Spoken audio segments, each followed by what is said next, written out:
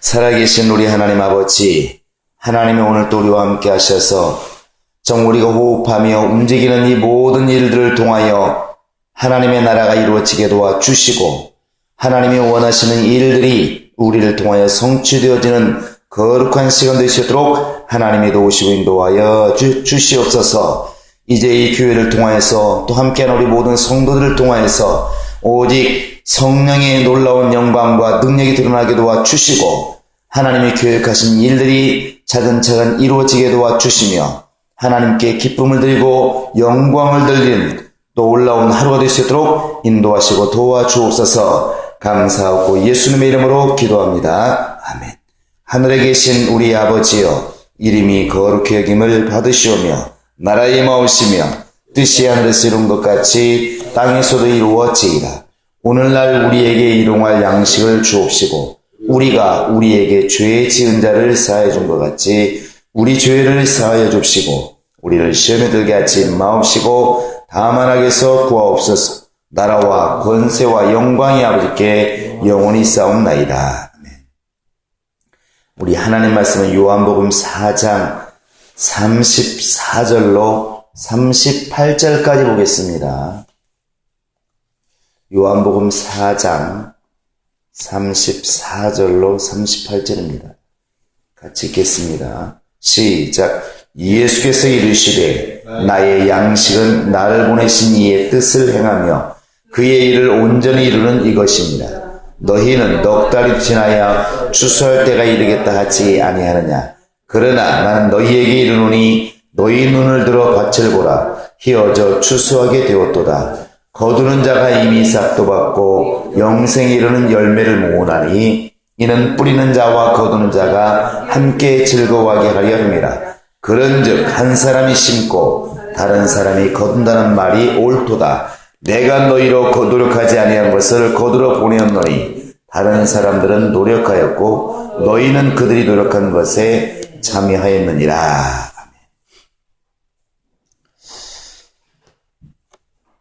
우리 하나님은 영원하신 하나님이십니다.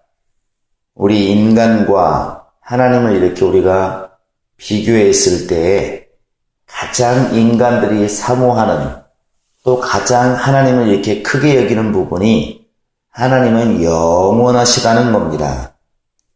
그것은 반대로 생각하면 우리 인간은 육체를 가지고 있기 때문에 잘해야 100년을 사는 유한한 존재라는 것이죠. 그래서 우리 인간이 하나님을 생각할 때 가장 크게 여기는 것은 영원하다고 하는 것, 그분의 생명이 영원하고 그분의 존재가 영원하고 그분의 말씀이 영원하고 이러한 자체가 인간에게는 경외감을 들게 하고 또 그분을 우러러볼 수밖에 없는 그런 놀라운 일들인 것 같습니다. 우리 인간이 가장 하나님에 대해서 사모하는 것 중에 하나가 바로 이 영원성입니다.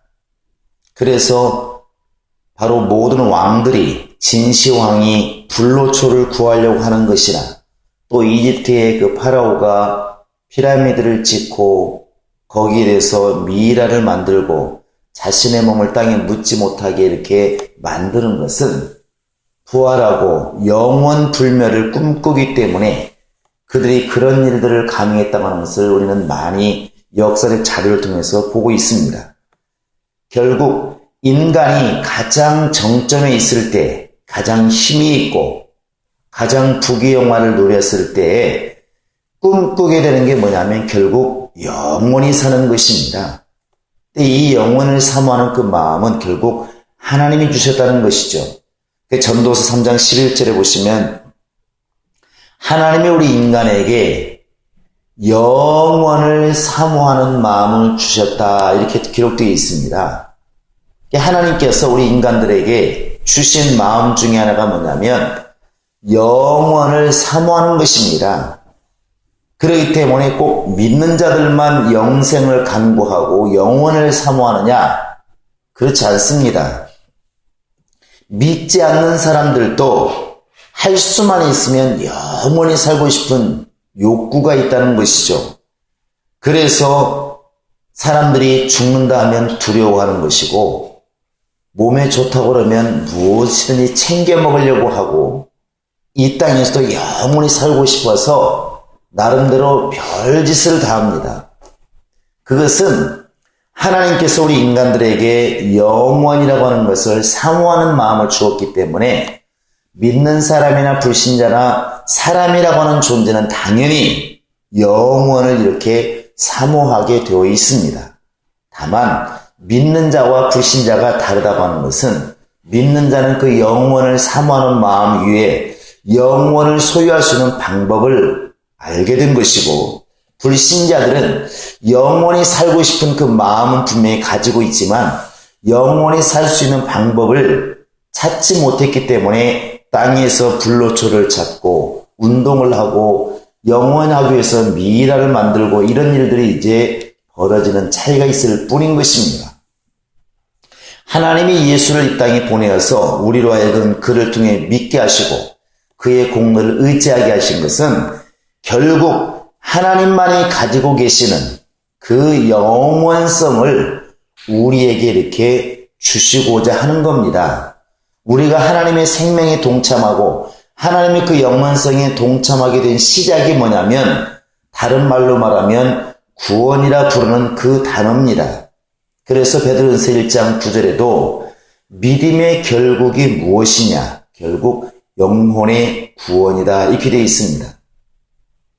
육체를 가지고서는 결코 영원할 수가 없습니다. 그것은 하나님이 이미 만물을 지으실 때에 하나님이 정하신 법칙입니다.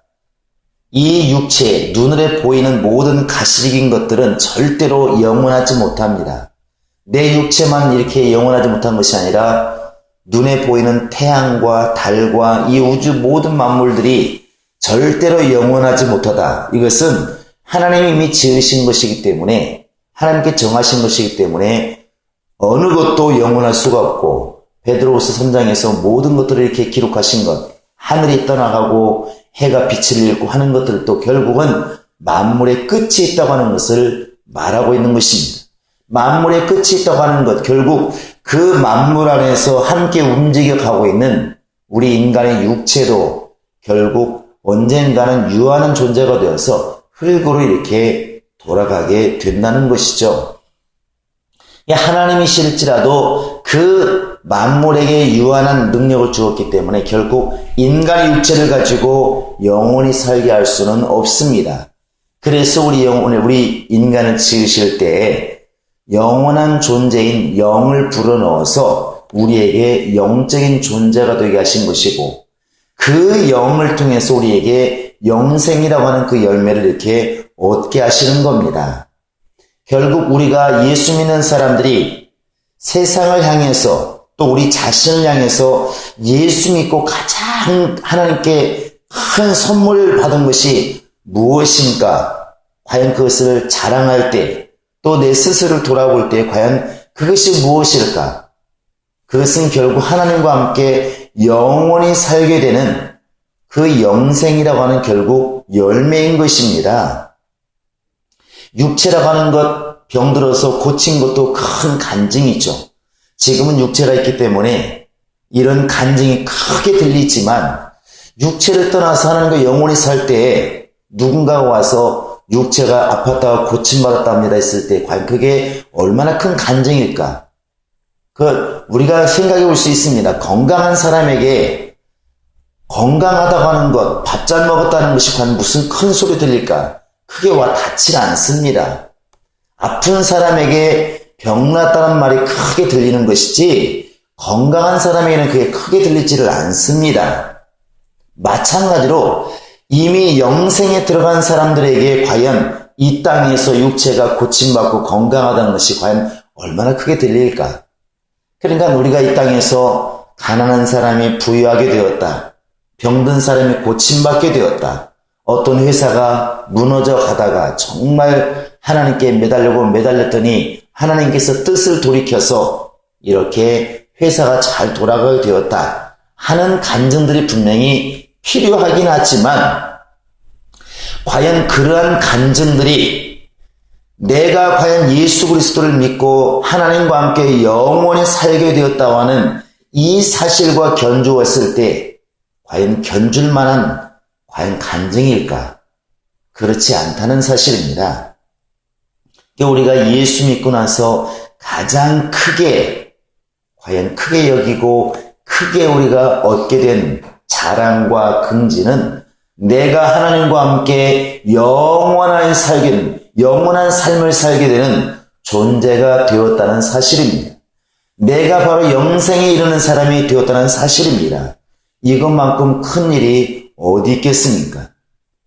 그래서 오늘 또 주님께서 말씀하시기를 이제 영생에 이르는 열매를 거둔다 그랬는데 가까이는 내가 영생에 이르는 열매가 되는 것이 과연 중요한 것이고 하나님께서 예수를 이 땅에 보내시고 우리에게 영생에 이르게 하셨는데 마지막 천사가 마지막 때에 알곡과 쭉정이를 거두게 되었을 때에 내가 알곡이 자리에 들어가는 것이 매우 중요한 것이고 더 나아가서는 영생에 이르는 일들을 돕는 것입니다. 다른 사람의 영혼이 영생에 이르도록 길을 열고 그들을 돕고 그들이 알곡이 되도록 우리가 힘써 돕는 것, 그것이 우리의 사명인 것 같습니다.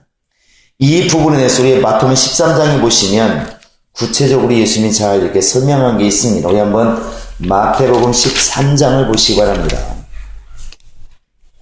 마태복음 13장 36절 이하에 보시면 좀 길지만 제자들이 예수님에게 이렇게 부탁했을 때 씨 뿌리는 비유를 이렇게 설명해 달라고 했을 때 해석해 준 부분입니다. 우리 한번 좀 길지만 43절까지 읽어보시겠습니다. 시작. 이에 예수께서 무리를 떠나사 집에 들어가시니 제자들이 나와 이르되 밭에 가라지의 비유를 우리에게 설명하여 주소서. 대답하여 이르시되 좋은 씨를 뿌리는 이는 인자요 밭은 세상이요 좋은 씨는 천국의 아들들이요 가라지는 악한 자의 아들들이요 가라지를 뿌린 원수는 마귀요 추수 때는 세상 끝이요 추수꾼은 천사들이니 그런즉 가라지를 거두어 불에 사르는 것 같이 세상 끝에도 그러하리라. 인자가 그 천사들을 보내리니 그들이 그 나라에서 모든 넘어지게 하는 것과 또 불법을 행하는 자들을 곧 보내어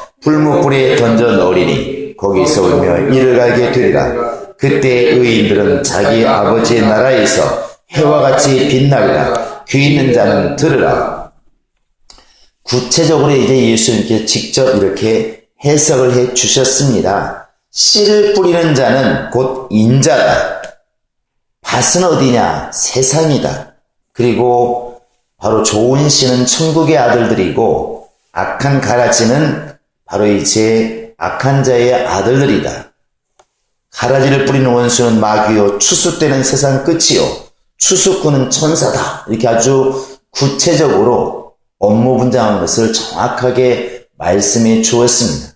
여기에 보면 나중에 알곡과 쭉정이를 갈라서 불에 집어넣고 천국에 들어갈 자를 가르는 것은 분명히 하나님이 보내신 추수꾼 곧 천사라고 하는 것을 등이 이렇게 알 수가 있습니다.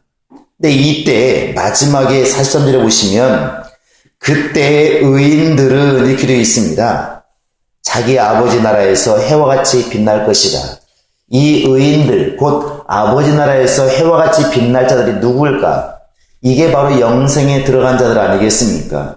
우리가 그렇게 고대하는 예수를 잘 믿어서 자기 영혼의 믿음을 잘 지켜서 환난 가운데 핍박 가운데도 흔들리지 아니하고 자기 영혼에 있는 그 믿음을 잘 지켜서 보존한 사람들, 정말 달려갈 길을 다 가고 믿음을 지킨 사람들, 바로 그들이 이 의인이라 부르는 것이고 이들이 분명히 영생에 들어갈 것입니다. 근데 여기에 보시면 이제 바로 추수꾼, 그 천사들이 이렇게 마지막 때의 사역을 하는데 우리의 사역은 과연 무엇일까? 누가복음 10장 1절 2절에 보시면 그 70명을 갖다 이렇게 보내시면서 예수님이 그런 말씀하십니다. 추수할 것은 많은데 추수꾼이 적으니까 바로 아버지께 청해서 추수할 일꾼들을 좀 많이 보내달라고 해라.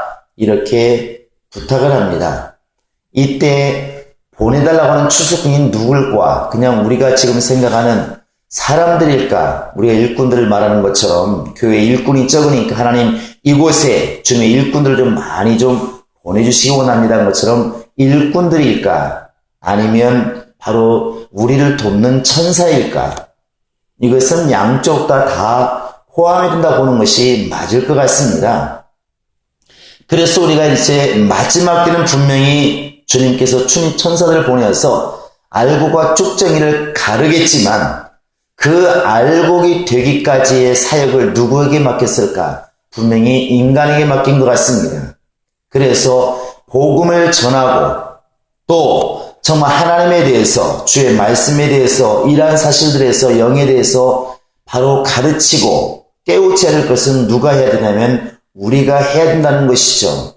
그래서 바울도 말하기를 이것들을 갖다가 가르치고 깨우쳐라. 내가 너에게 한 것처럼 너도 다른 사람을 가르쳤으면 좋겠다. 이것을 당부하고 있는 것이고 예수님께서도 마태복음 28장 이제 18절 이하에서 모든 족속을 제대로 삼아 가르쳐 지키게 하라. 이것은 분명히 천사에게 맡긴 것이 아니라 인간에게 맡겼다는 사실입니다. 한 사람의 영혼이 바로 이제 하나님을 알게 되고 예수를 믿게 되고 점점 더 그 영혼이 자라서 영생에 이르는 곧 하나님께서 인치시는 영혼이 되기까지 의인이 될 때까지의 사역을 누구에게 맡겼느냐? 천사들의 손을 빌리지 않고 인간들에게 맡겼다는 사실입니다.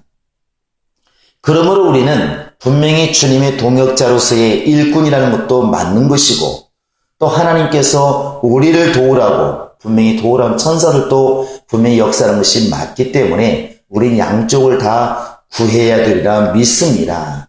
그래서 나와 함께 사역할 동역자를 주님께 구하는 것도 맞습니다. 그 사도행전에 보면 바울과 실라가 결국은 함께 사역을 하고 계속해서 이렇게 베드로와 요한이 함께 사역하는 걸 보면 분명히 동역자가 필요한 것은 맞습니다. 그것도 구해야 될 것이고 또 보이지 않게 끊임없이 엘리야를 돕고 엘리사를 도왔던 천사들처럼 우리를 돕는 천사가 끊임없이 권능들이 나를 돕도록 기도하는 것도 맞는 것입니다.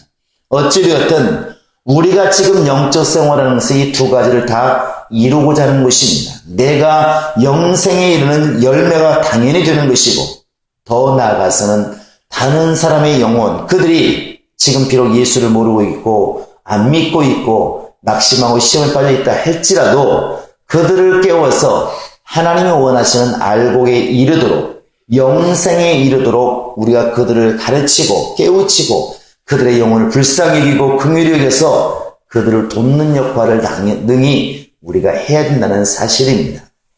이런 것들을 놓고 우리가 당연히 이 아침에도 기도해야 되리라 믿습니다. 여러분이 오늘도 이 두 가지를 놓고 기도하시기 바랍니다. 하나님, 내가 주님께서 마지막 이렇게 추수꾼을 보내실 때에 정말 내가 알곡으로서 주 앞에 나아가도록 의인으로서 주 앞에 나아가도록 내가 나를 돌아보게 도와주시고 세상과 견주어서 우쭐하는 자가 아니라 주의 말씀에 비추어서 하나님의 기준에 비추어서 영생에 이룰 수 있는 과연 충만한 믿음을 자격 있는 믿음을 가지고 있는 나를 돌아보게 하셔서 나를 겸비하게 도와주시고 더 나아가서는 이제는 다른 사람의 영혼을 알곡에 이르게 할 수 있는 영생에 이르는 열매가 되게 할 수 있는 그러한 일에 내가 쓰임받게 하소서. 정말 이 두 가지를 놓고 여러분 이 아침도 간절히 기도할 수 있기를 예수의 이름으로 축원합니다. 우리 시간 다 같이 기도하시겠습니다. 기도할 때 하나님 정말 나를 사용하시고 나를 쓰셔서 영생에 이르는 열매가 많아지게 도와주시고 나 또한 그렇게 주님께서 찾으실 때 주님께서 찾으실 만한 영생에 이르는 열매가 되게 하소서. 간절히 기도하시겠습니다.